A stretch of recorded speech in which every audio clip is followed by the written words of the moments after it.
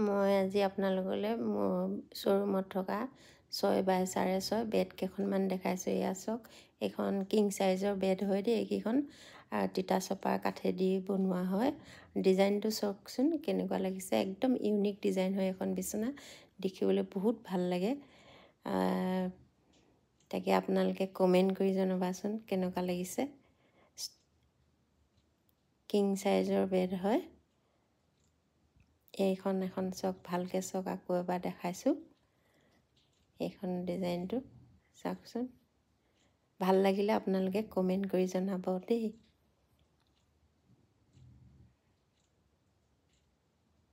এইটো চাওক,